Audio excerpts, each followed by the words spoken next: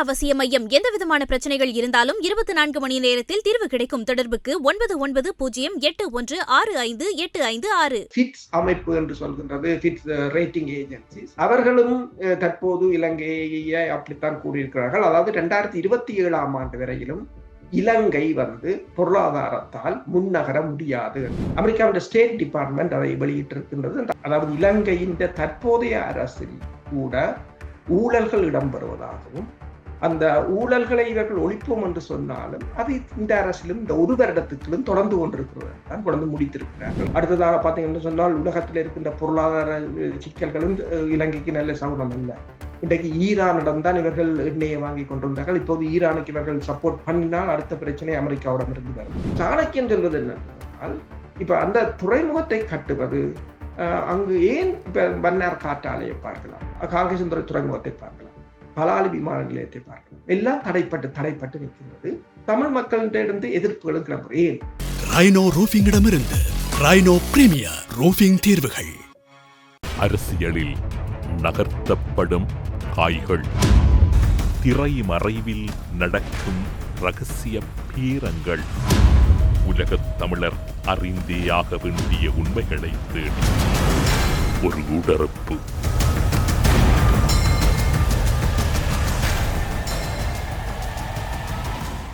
இன்றைய ஊடறுப்பு நிகழ்ச்சியில் எம்மோடு பிரித்தானியாவில் இருக்கக்கூடிய கலாநிதி பிரபாகரன், எல்லோராலும் நன்கு அறியப்பட்டு பரிச்சயமான இராணுவ ஆய்வாளர் வேல்ஸிலிருந்து அருஸ் அவர்களை இணைத்திருக்கின்றோம். ஊடறுப்பு நிகழ்ச்சியின் சார்பில் உங்களை வரவேற்பதில் மகிழ்ச்சி. வணக்கம். வணக்கம் தமிழரசு. ஊடறுப்பு நேயர்களுக்கு அன்பு கலந்த வணக்கம். இலங்கையில் பல்வேறுபட்ட அரசியல் சூழ்நிலைகள் இடம்பெற்றுக் கொண்டிருக்கின்றன. ஆங்காங்கே உள்ளக ரீதியாக, இராணுவ ரீதியாகவும், புலனாய்வுத்துறை ரீதியாகவும் பல விடயங்கள் அவதானிக்கப்படுகின்றன.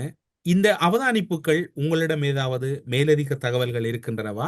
இப்போது எதிர்கட்சிகளுடைய ஒன்றிணைவாக இருக்கலாம், அரசு தொடர்பில் இருக்கக்கூடிய எதிர்கட்சிகளினுடைய அதிருப்தியாக இருக்கலாம், இவற்றுக்கெல்லாம் அப்பால் மக்களினுடைய மனநிலைகள் என்று பல கோணங்களில் பல கேள்விகள் எழுந்து கொண்டிருக்கின்றன. ஆனால் விடைகள் எல்லாம் மிகவும் மென்மையாகவும் மௌனமாகவும் கடந்து செல்லப்படுகிறது. ஏதாவது நான் இப்போது உங்களிடம் குறிப்பிட்டது போன்று ஏதாவது ஒரு சந்தர்ப்பத்தில் எங்காவது ஒரு இடத்தில் ஒரு சிக்கல் இருப்பதாக நீங்கள் உணர்கிறீர்கள்? உண்மைதான். இந்த அரசு பதவியேற்று, அதாவது அரசு தலைவர் தனது பதவியை ஏற்று ஓராண்டு முடிவு அடைகின்ற நிலையிலும் தற்போதைய அரசின் பொருளாதார ரீதியாக இந்த அரசு எத்தனையோ முயற்சிகளை செய்திருக்கின்றது. ஒரே இலங்கையர்கள் என்று கூறியிருக்கின்றது. புலம்பெயர் தேசத்தில் இருக்கின்றவர்கள் முதலீடுகளை செய்ய வேண்டும் என்று கூறியிருக்கின்றது. ஊழலை ஒழிக்கின்றோம், முதலீடுகளை கொண்டு வாருங்கள் என்றெல்லாம் எத்தனையோ வேலைகளை செய்திருக்கின்றது. வெளிநாடுகளுக்கு ஓடியிருக்கிறார்கள். இருந்த போதும் அவர்களுடைய பொருளாதாரத்தில் எந்த விதமான முன்னேற்றமும் ஏற்படவில்லை. அது நான் அதை கூறவில்லை. அதாவது IMF அறிக்கையும் அதைத்தான் கூறுகிறது. அதாவது IMF அந்த $3 பில்லியன் 350 மில்லியன் தவணை பணம் கொடுக்கிறது. அதாவது கட்டங்கட்டமாகத்தான் கொடுக்கிறார்கள். அதற்கான ஆய்வு குழு ஒன்று தற்போது இலங்கையில் இருக்கின்றது. அவர்களுடைய கருத்தும் அப்படித்தான் இருக்கின்றது. அது மட்டுமல்லாது ஃபிட்ஸ் அமைப்பு என்று சொல்கின்றது, ஃபிட்ஸ் ரேட்டிங் ஏஜென்சிஸ். அவர்களும் தற்போது இலங்கையை அப்படித்தான் கூறியிருக்கிறார்கள். அதாவது 2027ஆம் ஆண்டு வரையிலும் இலங்கை பொருளாதாரத்தால் முன்னகர முடியாது என்று. அதாவது 2024ஆம் ஆண்டு இந்த அரசு வர முதல் பொருளாதார வளர்ச்சி 5%, 2025ஆம் ஆண்டு 4.8%, அடுத்த ஆண்டு 3.8%, அதற்கு அடுத்த ஆண்டு 3.6% என்றுதான் போகும். அதாவது தேஞ்சு கொண்டு போறதைத்தான் அவங்க கோடிட்டு காட்டியிருக்கிறார்கள்.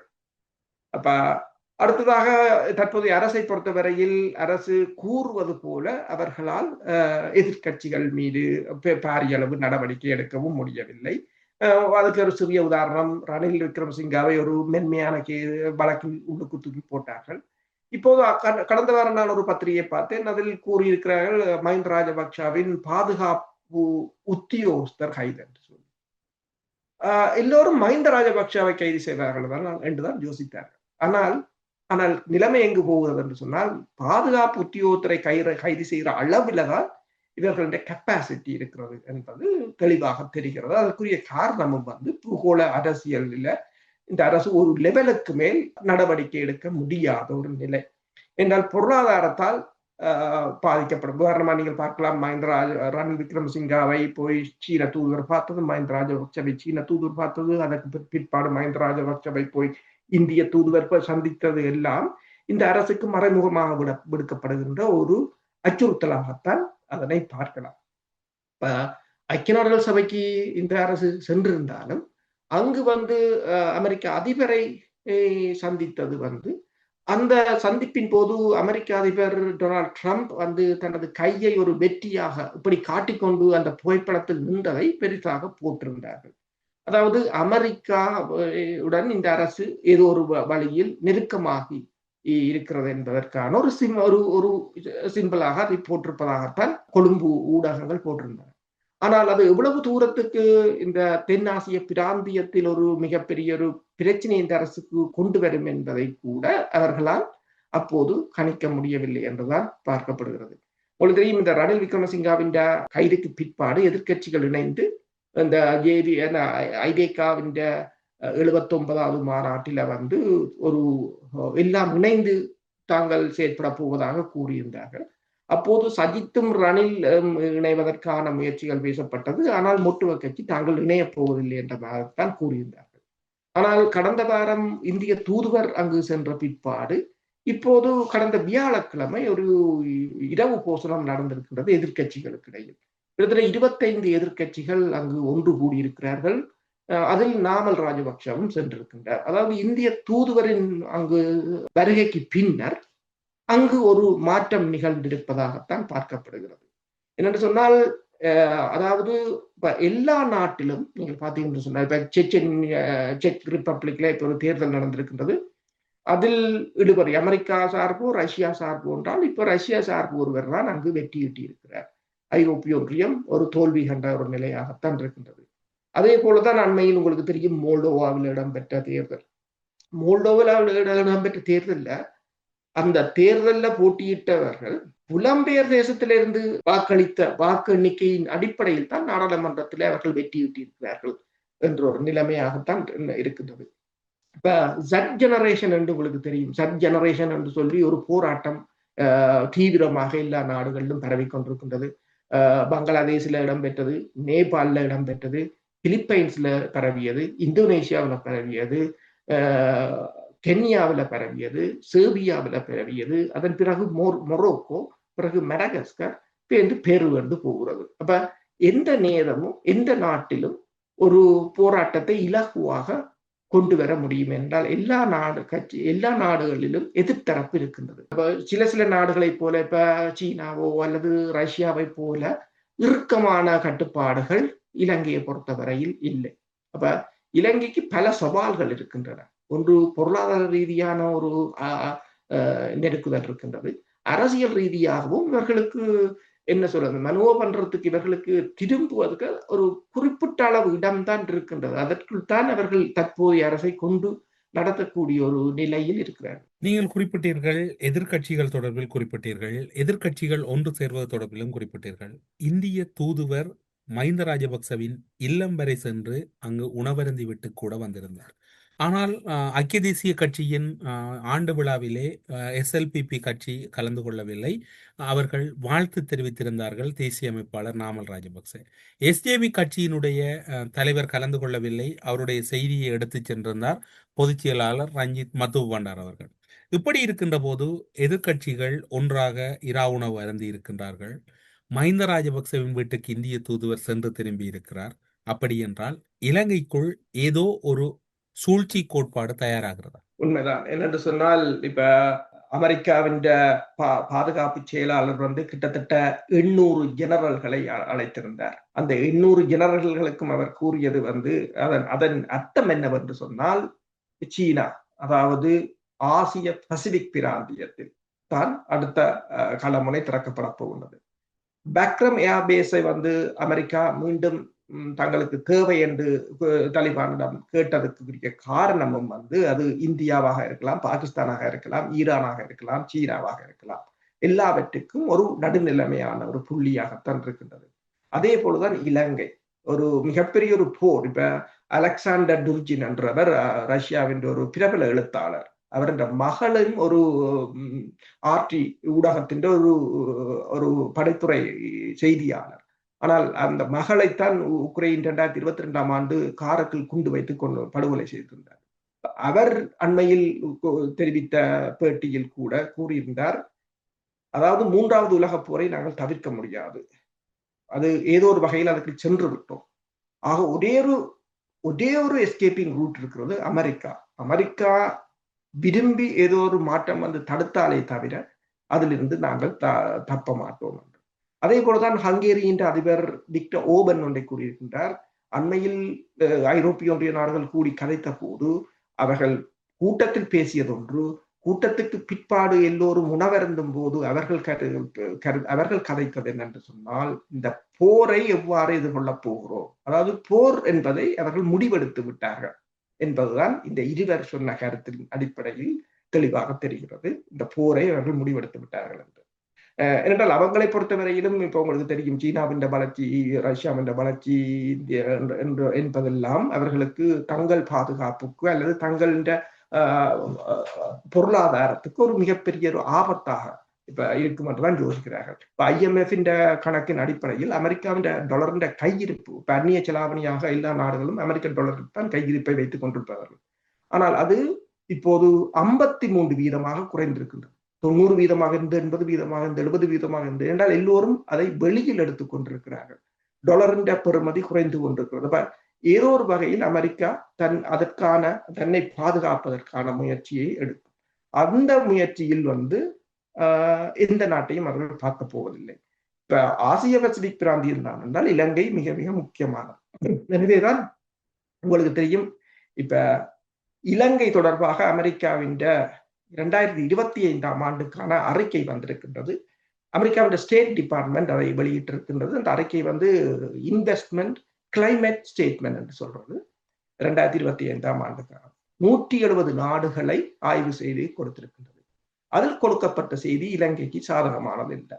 அதாவது இலங்கையின் தற்போதைய அரசில் கூட ஊழல்கள் இடம்பெறுவதாகவும், அந்த ஊழல்களை இவர்கள் ஒழிப்போம் என்று சொன்னாலும் அது இந்த அரசிலும் இந்த ஒரு வருடத்துக்களும் தொடர்ந்து கொண்டிருக்கிறது என்றுதான் தொடர்ந்து முடித்திருக்கிறார்கள். எனவே இலங்கையில் முதலீடுகளை செய்வதற்கு இலங்கை உகந்த நாடு அல்ல. அங்கு பெருமளவான கட்டுப்பாடுகள் இருக்கின்றன.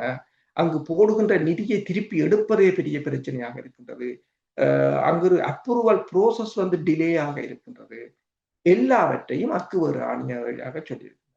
அதற்கு மேலதிகமாக சென்று இலங்கையிலிருந்து அமெரிக்காவுக்கு இறக்குமதி செய்யப்படுகின்ற மீன் வகை, உதாரணமாக பார்த்தீங்கன்னா சொன்னால் ஜெலோஃபின் டியூனா வகை மீன்களைத்தான் இலங்கை அதிகமாக அமெரிக்காவுக்கு ஏற்றுமதி செய்கிறது.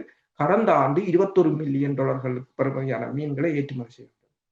இந்த ஜனவரி மாதத்திலிருந்து அதனை அமெரிக்கா தடை செய்கின்றது. இலங்கை மட்டுமில்லை, 28 நாடுகள். அதற்கு அவர்கள் கூறுகிற காரணம் என்னன்னு சொன்னால், இவர்கள் அந்த மீன் பிடிக்கிறது, அதனை பதப்படுத்துவது, அனுப்புவது என்ற அந்த ரெகுலேஷன்ல அமெரிக்கா அந்த ரெகுலேஷனை இவர்கள் இட்டவில்லை என்று. ஆனால் அவர்கள் அவ்வாறுதான் கூறுவார்கள். உங்களுக்கு தெரியும், ஆஸ்திரேலியாவுக்கும் சீனாவுக்கும் இடையில் இடம்பெற்ற ஒரு வர்த்தக போட்டியில் ஆஸ்திரேலியாவில் இருந்து வந்த உணவுப் பொருட்களை சீனா திருப்பி அனுப்பியிருந்தது. அதுக்கு கூறிய காரணம் லேபல். அது இந்த லேபலில் ஏற்பட்ட தவறு என்று சொல்லியிருந்தார். என்ன தவறையும் அவங்க வேண்டுமென்றால் பிடிக்கலாம். இப்ப இலங்கைக்கு இதுவும் ஒரு அடுத்த பிரச்சனையாக இப்போது வந்திருக்கின்றது. அமெரிக்காவின் ஒன்று முதலீடுகள் செய்வது, அமெரிக்காவில் இலங்கையில் முதலீடுகள் செய்வது ஆபத்தானது என்று கூறியிருக்கிறார்கள். 2வது தடையை கொண்டு வந்திருக்கிறார்கள். 3வது வரி விகிதம் மிக அதிகம். ஏனென்று சொன்னால், இப்ப உங்களுக்கு தெரியும், கடந்த வாரம் ஒரு செய்தியை நீங்கள் பார்த்திருப்பீர்கள். ஈரான் வெளிவார அமைச்சர் அபாஸ் இலங்கையின் வெளிவார அமைச்சர் விஜித கெரத்துக்கு ஒரு கடிதம் எழுதியிருந்தார். ஐக்கிய நாடுகள் சபையில் ஈரானுக்கு எதிராக பிரித்தானியா, பிரான்ஸ் மற்றது ஜெர்மனி கொண்டு வருகின்ற தீர்மானத்தை ஆதரவு கேட்டு அனுப்பியிருக்கின்றார். அப்ப ஏனென்றால் அந்த தீர்மானத்தை வீட்டோ பண்ண முடியாது. இப்ப இவ்வளவு காலம் நாங்கள் யோசித்தது என்று சொன்னால், பாதுகாப்பு சபையில் கொண்டு வருகின்ற தீர்மானங்களை வீட்டோ பண்ணலாம்.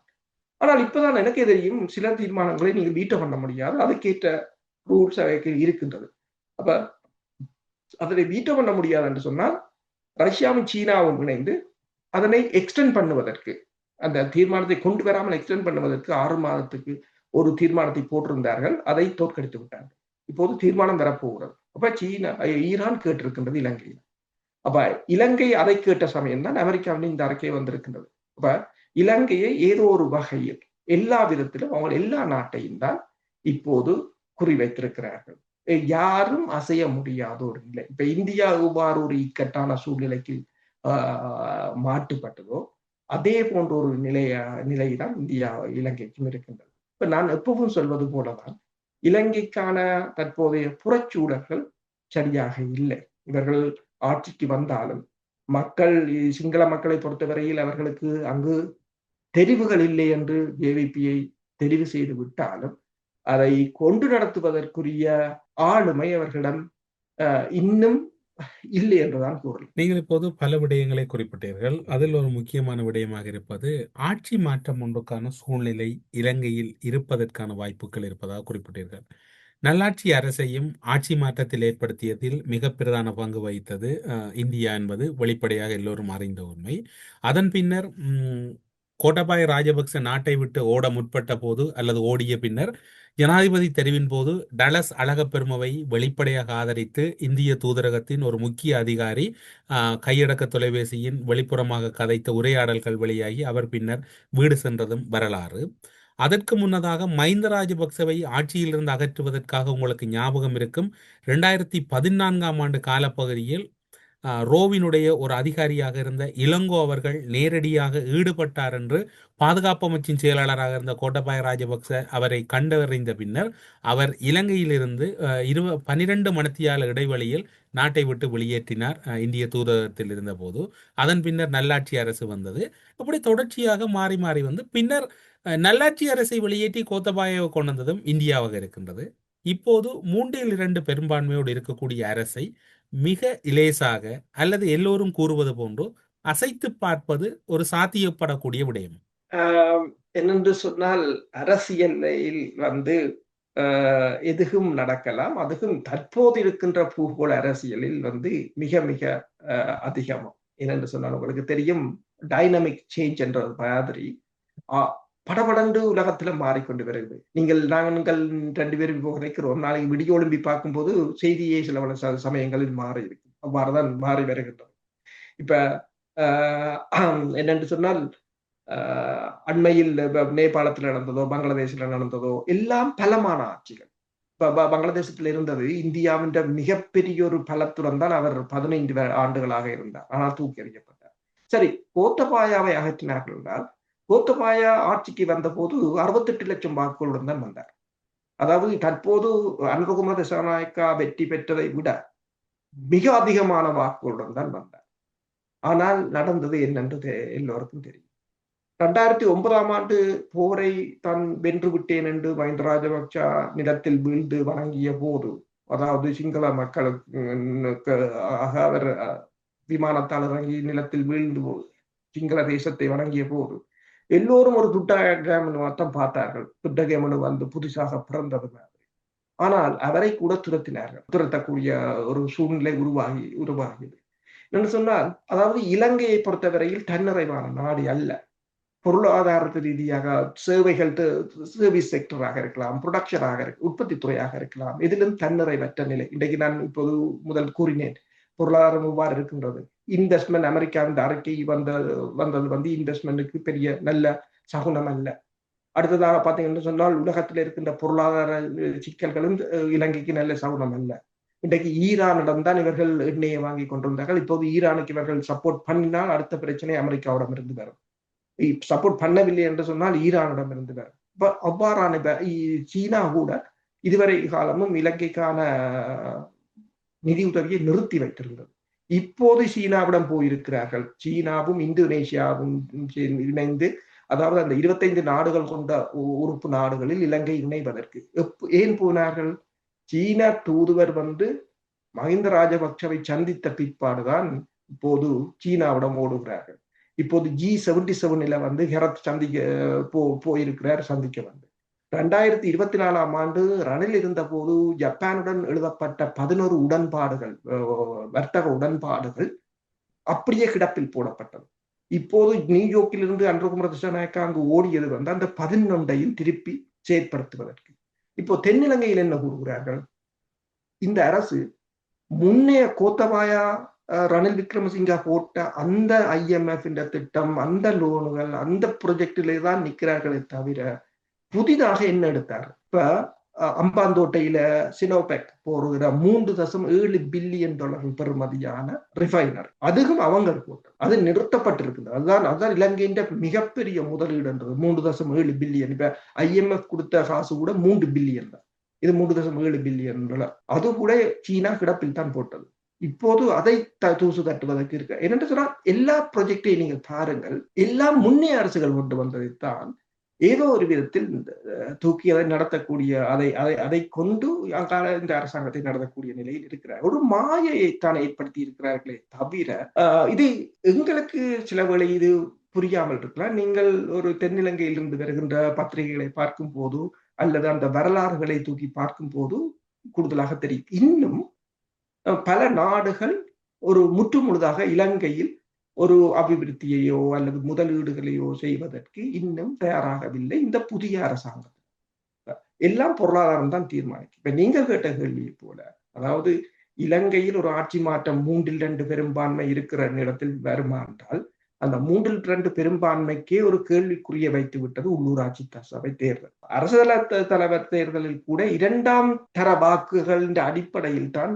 வெற்றியீட்டியவராகத்தான் அனுரகுமார திசாநாயக்கா வந்திருந்தார். அதன் பிற்பாடு ஏதோ ஒரு எழுச்சியை உருவாக்கி, ஏதோ ஒரு மக்களிடம் ஒரு கவர்ச்சியை உருவாக்கி வந்ததே தவிர அதற்கு அப்பால் இல்லை. அதுவும் ஏன் வந்தது என்று சொன்னால், இப்ப நான் முன்னர் கூறினேன், சட் ஜெனரேஷன் புரொட்டஸ்ட் என்று சொல்லி இப்போ ஒரு மிகப்பெரிய ஒரு அலை, அதாவது இளைஞர்கள் தான் அடுத்த, அதாவது எல்லா பழைய ஆட்சிகளையும் மாற்றி புதிதாக கொண்டு வரணும் என்று எல்லா நாடுகளிலும் இது ஒரு ட்ரெண்டிங்கா போய் கொண்டிருக்கிறது. தமிழகத்திலும் இதுதான் பிரச்சனை. இப்ப விஜய் கட்சியை ஆரம்பித்ததும் அதற்கு எதிராக திமுக அந்த நிகழ்ச்சிகள் நிகழ்ந்ததற்கு காரணம் அதுதான். என்னென்று சொன்னால், அங்கும் ஒரு அலை உருவாக போகிறது. இளைஞர்களாக இருக்கலாம், பெண்களாக இருக்கலாம், அடுத்த தலைமுறையை அவர்கள் விரும்புகிறார்கள். பழையதுகளை எல்லாவற்றையும் தூக்கி எறிய போகிறார்கள் என்பது எல்லா ஆட்சியாளர்களுக்கும் மெல்ல மெல்ல புரிந்துவிட்டது. அப்படி ஒரு அலையில் வந்தவர்கள் தான் NPP கட்சியினர். வந்த பிற்பாடு இவர்களால் அந்த மக்களுடைய எதிர்பார்ப்பை பூர்த்தி செய்ய முடியுமா என்ற ஒரு கேள்விதான் இருக்கின்றது. என்ன சொன்னால், அவர்கள் எல்லாவற்றுக்கும் தாங்கள் புதிதாக வந்தவர்கள் என்று சொல்ல முடியாது. இப்ப பிட்ஸ் நிறுவனம் தெளிவாக சொல்லிவிட்டது, உங்கள் பொருளாதாரம் 2027ஆம் ஆண்டு வரையும் கீழே டைவ் பண்ணி கொண்டுதான் போகும். 5லிருந்து 4.8லிருந்து 3.8லிருந்து 3.6 வரை போகும் என்றுதான் சொல்லி இருக்கிறது. புலம்பெயர் தேசத்து மக்களிடம் வந்து இவர்கள் உதவிகளை கேட்டாலும் அதற்குரிய சூழ்நிலைகள் அங்கு இல்லை. தாயகத்தில் இவர்கள் தமிழ் மக்களுக்கோ அல்லது மீன்பிடிப்பு, விவசாயமோ அல்லது பௌத்த ஆலயங்கள் அமைப்பு, எதிலும் இவர்கள் எந்த விதமான நடவடிக்கையை மேற்கொள்ளவில்லை. இங்கு வந்து கூட கூறினார்கள், தாங்கள் 2 தடவைகள், இப்ப சுவிட்சர்லாந்துல வந்த போது கூட NPP அரசு கூறியிருந்தது, நாங்கள் 2 தடவைகள் போராட்டத்தை செய்து நாங்கள் 2 தடவைகளும் பெருமளவானவர்களை இழந்தனாங்க. ஆனாலும் அதை எல்லாத்தையும் கடந்து இப்போது இலங்கையை கட்டி எழுப்புவதற்கு நாங்கள் முயற்சி செய்கிறோம் அல்லது பணியாற்றுகிறோம். அதே போல தமிழ் மக்களும் தங்களுடன் இணையலாம். அதுக்கும் இதுக்கும் பெரிய வேறுபாடு. உங்களிடம் நாடு இருந்தது, உங்களிடம் ஒரு நாடு இருந்தது. அந்த நாட்டில் ஆட்சியை பிடிக்கத்தான் நீங்கள் போராடினீங்க. சரி, எதுக்கு போராடினீர்கள்? ஆட்சியை பிடிப்பதற்கு போராடினீங்க. அந்த ஆட்சி கிடைத்து விட்டது உங்களுக்கு. நீங்கள் அமைதியாகிறீர்கள், கடந்தவற்றை மறந்து விட்டீர்கள். தமிழ் மக்கள் என்னக்கு போராடினார்கள்? அதை கொடுங்கோ, அவைகளும் அதுக்கு பிறகு அமைதியாகினார் என்று சொன்னால், இப்படி இதை நான் ஒரு உதாரணமா சொல்றேன் என்று சொன்னால், இப்படி தமிழ் மக்களை ஏமாற்றுகிறார்களோ அப்படி சிங்கள மக்களையும் ஏமாற்ற முற்படுகிறார்கள் என்பதுதான் உள்ள பிரச்சனை. அப்படியாயின் இந்தியா எதிர்பார்ப்பது போன்று ஒரு ஆட்சியில் மாற்றம் அல்லது ஆட்சியாளர்களை மாற்றுகின்ற முயற்சி என்பது எதிர்க்கட்சிகள் பலவீனமாக இருந்தாலும் சாத்தியப்படக்கூடியதொன்றாக நீங்கள் பார்க்கிறீர்களா? இந்திய புலனாய்வு கட்டமைப்பினுடைய இலங்கையில் உள்ள செயற்பாடுகள் கடந்த காலங்கள் போல் வீரியமாக இருக்கின்றதா அல்லது வீரியம் குறைந்திருக்கின்றதா? அதாவது அண்மையில் சரத் வீரசேகரா என்று நினைக்கிறேன், முந்தி பொதுமக்கள் பாதுகாப்பு அமைச்சராக இருந்தவர், அவர் அண்மையில் ஒரு கருத்தை கூறியிருந்தார். இலங்கை வந்து இந்தியாவுடன் செய்து கொண்ட உடன்பாட்டின் பின்னர் பாகிஸ்தானும் சீனாவும் இலங்கையுடன் புலனாய்வு தகவல்களை பரிமாறுவதை நிறுத்திவிட்டார்கள். ஏன்னா இலங்கையை பொறுத்தவரையில் இலங்கையின் புலனாய்வுத்துறை வந்து வெளிநாடுகளில் தான் தங்கியிருப்பது. விடுதலை புலிகளோட போர் இடம்பெற்ற காலத்திலும் சரி, அதற்கு பிறகும் சரி, இலங்கையிடம் அந்த அளவுக்கு புலனாய்வுத்துறை இல்லை. இப்ப சேட்டலைட் தொழில்நுட்பமோ அதுகள் என்றால் வெளிநாடுகளில் தான். அதைத்தான் அவர் கூறியிருந்தார். இப்ப இலங்கையின் பாதுகாப்பு, அவரின் கருத்தின் அடிப்படையில் இலங்கையின் பாதுகாப்பு ஒரு பலவீனமாக இருப்பதான் கூறியிருக்கின்றார். உண்மையும் அதுதான். இந்தியாவை பொறுத்தவரையில் பங்களாதேசத்தில் இடம்பெற்ற சம்பவம், நேபாளத்தில் இடம்பெற்ற சம்பவம், தன்னை நோக்கி இப்ப பக்ரம் ஏர்பேஸை அமெரிக்கா கைப்பற்ற போகிறது என்றால் அடுத்தது அமெரிக்கா இலங்கையுடனான நெருக்கத்தை பேணப்போகிறது என்று சொன்னால் அது இந்தியாவுக்கு ஒரு ஆபத்தாகத்தான் இந்தியா பார்க்கும். அப்ப இந்தியா அதனை தக்க வைப்பதற்கான முயற்சிகளை மேற்கொள்ளும். புலனாய்வுத்துறையை பொறுத்தவரையில் இந்தியாவின் புலனாய்வுத்துறையின் நடவடிக்கைகள் மிக மிக அதிகம். அது இலங்கைக்கும் தெரியும். எனவேதான் இலங்கை தற்போது தனது பாதுகாப்பில் இலங்கை அரசு தலைவராக இருக்கலாம், ஏனையவர்களாக இருக்கலாம், மிகவும் உறுதியாக இருக்கிறார்கள். அது மட்டுமல்லாது அது எச்சரிக்கையாக இருக்கிறார்கள். அது மட்டுமல்லாது இந்தியாவை சமாளிப்பதற்காக, சீனாவை சமாளிப்பதற்காக, அமெரிக்காவை சமாளிப்பதற்காக ஒவ்வொரு அணியாக பிரிந்தும் செயற்படுகிறார்கள். அது எவ்வளவு தூரம் சாத்தியப்படும் என்றது ஒரு மிகப்பெரிய ஒரு கேள்விக்குறியான விடயம். இப்ப என்னென்று சொன்னால் இந்தியாவை பொறுத்தவரையில் இப்ப இந்தியாவின் எந்த ஒரு திட்டத்தையும் இலங்கை மறைமுகமாக எதிர்த்து கொண்டிருக்கின்றது. இப்ப நீங்க சும்மா சாதாரணமாக நீங்க பார்த்தீங்கன்னு சொன்னால் இப்ப மன்னார் காற்றாலை கூட அதில் இடம்பெறுகின்ற சம்பவங்களுக்கு அப்பா அதன் ஆரம்ப புள்ளி வந்து அதானி குடும்பம். அதானி குடும்பம் அதில் முதலிட்டது வந்து 470 மில்லியன் டாலர்கள், கிட்டத்தட்ட $500 trillion என்று சொல்லலாம். $500 million என்று சொல்லலாம். $500 billion என்று சொல்லலாம். அப்ப 470 மில்லியன் என்று சொன்னால் அமெரிக்காவின் மிலேனியம் சேலஞ்ச் உடன்பாட்டின் பெறுமதியான தொகை தான். அதுதான் மன்னார் ப்ராஜெக்ட். அதுக்கு ஃபிசிபிலிட்டி ஸ்டடிஸுக்கு கூட 3 மில்லியனை ஒதுக்கி இருந்தார்கள், செய்திருந்தார். இப்போது அது இல்லை. அப்ப அனுரகுமார திசாநாயக்கா வந்து அரசு தலைவர் தேர்தல் பிரச்சாரத்தின் போது கூறியது என்ன? காற்றாலை திட்டத்தை அந்த மன்னார் மக்களுக்கு மன்னார் மக்களின் ஆதரவு இல்லாமல் வார திட்டத்தை நிறுத்துவேன். அவர் என்ன சொன்னவர்? அவர் சொன்னவர் இந்தியாவை வெளியேற்றுவேன் என்றுதான் சொன்னார். அதைக்கு எங்களை பயன்படுத்தியவர், அவ்வளவுதான். அவர் இந்தியாவை வெளியேற்றியாச்சு. அதுக்கு கொடுத்தது யாருக்கு? தமிழக பெறராக கொடுத்தாச்சு. இப்ப தமிழக இலங்கையான அந்த ஒரு, அதாவது இந்தியாவின் தொழில்நுட்பத்துல செய்யற அந்த ப்ராஜெக்ட இலங்கையால செய்ய முடியுமோ? தொழில்நுட்பம் இருக்கோ, வசதிகள் இருக்கோ? இல்லை. அப்ப தமிழக பெறரா எங்க போற? ஒன்றில் சீனாவிட்ட போவார், அல்லது ஜெர்மனோ அல்லது சுவிஸோ, மேற்குல அதுகள்ட்ட போனா மேற்குல தான் நேட்டோ. அப்ப இந்தியாவிட்ட எடுத்து இன்னொரு நாட்டுக்கு போறோன்று இந்தியாவுக்கு தெரியும். இப்ப அங்க நடக்கிற பிரச்சனை அதை நிறுத்துவதற்கான இந்தியாவின் போராட்டமாக இருக்கும். இப்ப மறைமுகமாக இதுக்கு நாங்கள் மக்கள் பலர் இதுக்கு சிக்கப்பட்டிருக்கின்றோம். பூகோள அரசியல்ல என்ன நடக்கிறது என்று தெரியாமல். ஆனால் இந்த இழுபறிதான் நடைபெற்றுக் கொண்டு இருக்கின்றது. வடக்கு கிழக்கை இதுவரை காலமும் இந்தியாவுக்கு விட்டு வைத்து இருந்தது முன்னைய அரசுகள். ஆனால் தற்போதைய அரசு அதை மெல்ல மெல்ல இந்தியாவிடமிருந்து கைப்பற்றும் நடவடிக்கைகள் இடம்பெற்றுக் கொண்டிருக்கின்றது.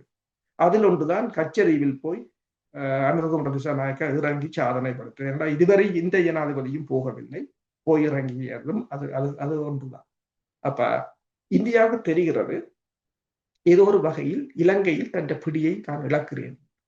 அப்ப அதற்கு மாற்றீடாகத்தான் இந்தியா, உங்களுக்கு தெரியும், அரசு தலைவர் தேர்தலின் போது கூட சஜித்தையும் ரணிலையும் ஒன்றாக ஜெயிப்பதற்கு இந்தியா அரும்பாடுபட்டது. இப்போது முதலாவது 79வது ஆண்டு நிறைவு கூட்டத்தில் கலந்து கொள்ளாத மஹிந்த ராஜபக்சே என்ற கட்சி வியாழக்கிழமை நடந்த இரவு போசனத்தில் வந்து ஒன்று இணைந்திருக்கிறார்கள். என்னும் போது இந்திய தூதுவர் அங்கு சென்ற அடுத்த வாரம் இந்த நிகழ்வு இடம்பெற்றிருக்கின்றது. இப்போது அவர்கள் கொழும்பில் ஒரு 25 எதிர்கட்சிகள் இணைந்து மிகப்பெரிய ஒரு பேரணியை நடத்தப் போகிறார்கள். அது மட்டுமல்லாது ரணில் விக்ரமசிங்க அவர்கள் சொல்லி இருக்கின்றார், கொழும்பில் மட்டுமல்ல ஒவ்வொரு மாவட்டங்களிலும் நாங்கள் நடத்தப் போகிறோம். அவர்களுக்கு நடத்த தேவையான நிதி உதவியை இந்தியா வழங்கும் அல்லது வேறு நாடுகள் வழங்கும். அதாவது ஒரு ஆட்சி மாற்றம் என்று சொன்னால் அவங்கள் அதை செய்வார்கள் என்றது தெளிவாக தெரிகின்றது. வடக்கு கிழக்கின் அபிவிருத்திகள் மீது அக்கறை இல்லை. குறிப்பாக காங்கேசன்துறை துறைமுகமாக இருக்கலாம், பலாலி விமான நிலையமாக இருக்கலாம், இவற்றையெல்லாம் அனுர அரசு தடுக்கிறது என்கின்ற ஒரு குற்றச்சாட்டு சாணக்கியனால் முன்வைக்கப்பட்டிருக்கின்றது. சாணக்கியன் இப்போது அந்த திட்டங்களை நிராகரிக்கின்ற போக்கை கண்டித்திருக்கின்றார். ஆனால் நேரடியாகவே பிமல் ரட்நாயக் அவர்கள் காங்கேசன்துறை துறைமுகத்தில் வருமானம் இல்லை என்ற ஒரு அடிப்படையில் அந்த துறைமுகத்தை இந்தியா அபிவிருத்தி செய்ய முற்பட்ட போதும் அதனை நிறுத்தினார். காங்கேசத்துறை விவகாரத்திலும் அரசு அதே விடயத்தை கையாண்டிருந்தது. அரசு நிறுத்துகிறது. இப்போது தமிழரசு கட்சியிலிருந்து ஒரு கடும் குரல்கள் எழும்புகின்றது. இந்தியாவினுடைய திட்டங்கள் நிறுத்தப்பட்டிருக்கின்றது. அப்படியே இதில் ஏதாவது மறைமுக செய்தி இருக்கின்றது? உண்மைதான். இந்தியாவின் இப்ப உங்களுக்கு தெரியும், பாகிஸ்தானுக்கான ஏற்றுமதி, பாகிஸ்தான் இந்திய போரின் போது கூட பாகிஸ்தானுக்கான ஏற்றுமதியில் பெருமளவானவற்றை நீங்கள் பார்த்தீர்கள் சொன்னால் கொழும்பு துறைமுகத்துக்கு இந்தியா கொண்டு வந்து கொழும்பு துறைமுகத்தில் இருக்க லேபலை மாற்றி இலங்கையிலிருந்து போற மாதிரி தான் செய்கிறாங்க. அப்படித்தான் இப்ப அமெரிக்காவின் டாக்ஸ் வரியை குறைக்க வேண்டும். இப்ப இந்தியாவுக்கு 50%, இலங்கைக்கு 25%. இப்ப என்ன செய்வாங்க, இந்தியாவிலிருந்து இலங்கைக்கு கொண்டு வந்து இலங்கையிலிருந்து லேபிள மாதிரி இருப்பாங்க. அதுக்கு அவங்க கொழும்பு காபரத்தான் பயன்படுத்தி கொண்டிருந்தார் உலகால். ஆனா காங்கேசன் துறை என்று சொன்னால் அவர்களுக்கு இன்னும் இலகு. காங்கேசன் துறையை கொண்டு வந்து அப்படியே தர வழியால இங்கால கொண்டு வரலாம். அப்ப அது இலகுவானது. உண்மையில் அங்கு வருமானம் இல்லை என்று அவர் கூறுவதை ஏற்றுக்கொள்ள இயலாது. சாணக்கியனுடைய முக்கியமான கருத்து என்னவென்று சொன்னால், காங்கேசன்துறை துறைமுகத்துக்கு இந்திய அரசாங்கம் 63 மில்லியன்களை வழங்க முன்வந்த போதும் கூட அமைச்சர் பிமல் ரட்நாயக்க நிராகரித்திருக்கின்றார். இந்த குரல், அதாவது இந்தியா இப்போது இலங்கையில் இருக்கக்கூடிய அரசியல்வாதிகளை வைத்து தன்னுடைய கருத்துக்களை கூற முற்படுகிறதா, அல்லது இந்த விடயங்களை நீங்கள் எப்படி பார்க்கிறீர்கள்? உண்மைதான். இதில் 2 பக்க பிரச்சனை இருக்கின்றது. ஒன்று, நான் கூறிய பிமல் ரத்னாக்கான கருத்து தவறானது ஒன்று. வருமானம் இல்லை என்றது அது அவர்களால் உருவாக்குகிறது. இப்ப நீங்கள் சீனா அம்பாந்தோட்டையில் ஒரு துறைமுகத்தை கட்டியது, வருமானம் இல்லை என்று சொன்னார்கள். ஏன்? அமெரிக்கா தடை போட்டு விட்டது. எந்த கப்பலும் அங்க தண்ணி எண்ணெய் நிரப்பக்கூடாது. தடை போட்ட பிறகு அவனுக்கு வருமானம் தான். அப்படித்தான் உண்டு, புறக்கணிப்பு என்று சொல்றது. அப்ப அது உண்டு. ஆனால் சாணக்கியன் சொல்வது என்னன்னு சொன்னால், இப்ப அந்த துறைமுகத்தை கட்டுவது, அங்கு ஏன் இப்ப மன்னார் காற்றாலையை பார்க்கலாம், காங்கேசன்துறை துறைமுகத்தை பார்க்கலாம், பலாலி விமான நிலையத்தை பார்க்கலாம், ஏன் பருத்துறையில் அமைக்க இருந்த காபர் பார்க்கலாம், எல்லாம் தடைப்பட்டு நிற்கின்றது. தமிழ் மக்களிடமிருந்து எதிர்ப்புகளும் கிளம்பும். ஏன் என்று சொன்னால், இதெல்லாம் அந்த மக்களின் அனுமதி இல்லாமல் இலங்கை அரசும் இந்திய அரசும் மேற்கொள்கின்றது தோல்வியில் தான் முடிவடையும். அந்த மக்களுக்கு நீங்கள் இப்ப இந்த கதைக்கிறார்கள் எம்பி நீங்கள் கூறியது போல அவர்கள் ஒன்றை சிந்திக்க வேண்டும். அந்த மக்களுக்குரிய அதிகாரத்தை முதல் மீட்டெடுங்க. அந்த மக்களுக்கு அவர்களுக்குரிய காணி அதிகாரம், அவர்களுக்குரிய நிதி முகாமைத்துவம் இருக்குமாக இருந்தால் இந்த முதலீடுகளோ அல்லது இந்த அபிவிருத்திகளோ செய்வதில் பிரச்சனை இருக்காது. இப்ப மன்னார் பிரச்சனைக்கு முக்கிய காரணம் என்னென்று சொன்னால் அது தமிழ் மக்களின். ஆனால் தமிழ் மக்களுக்கு சாராத 2 தரப்பு 3 தரப்பாக மாறியது. இந்தியாவும் அது பங்கு பெற்றியது, இலங்கையும் பங்கு பெற்றியது. ஆனால் அங்கிருந்த மக்களின் கருத்து கேட்கப்படவில்லை. ஏன்? அவர்கள் எந்தவித அதிகாரமும் அற்ற நிலையில் அங்கு வைக்கப்பட்டிருக்கிறார்கள் என்பதுதான் இங்கு இவற்றுக்கெல்லாம் மிக முக்கிய காரணமாக இருக்கின்றது. இப்ப சாணக்கியனை பொறுத்தவரையில் சாணக்கியன் இந்தியாவிட முதலீட்டை இங்கே கொண்டு வர்றதுக்கு முன்னுக்கு அந்த மக்களுக்கான அதிகாரத்தையும் அந்த மக்களுக்கான நிதி முகாமைத்துவமாக இருக்கலாம், இவற்றை கொண்டு வர வேண்டும். இன்று நீங்கள் பார்க்கலாம், அனுரகுமார் ஜப்பானுக்கு ஓடுகிறார், அமெரிக்காவுக்கு ஓடுகிறார், வியட்நாமுக்கு ஓடுகிறார் முதலீடுகளை தேடி. ஆனால் அவர்களுக்கு ஒன்றும் புரியவில்லை. நீங்கள் இந்த அந்தந்த மாகாணங்களுக்குரிய அதிகாரங்களை கொடுத்து, இப்ப பெடரல் ஸ்டேட் என்று நீங்கள் சுவிட்சர்லாந்தில் பார்க்கலாம், அமெரிக்காவில் பார்க்கலாம். ஏன் அவங்க வைத்திருக்கிறார்கள்?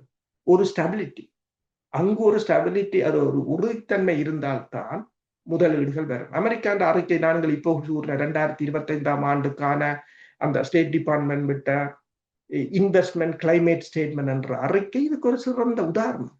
இப்பவும் அவர்கள் அதைத்தான் கூறுகிறார்கள். இலங்கையில் அவ்வாறான உறுதித்தன்மை இல்லை. இப்ப இந்தியா ப்ராஜெக்டை இலங்கை தடுக்கிறதோ, இலங்கை ப்ராஜெக்டை இந்தியா தடுக்கிறதோ, சீனா ப்ராஜெக்ட் வராமல் இருக்கிறதோ, ஜப்பான் செய்யாமல் இருக்கிறதோன்றது இங்க பிரச்சனை இல்லை.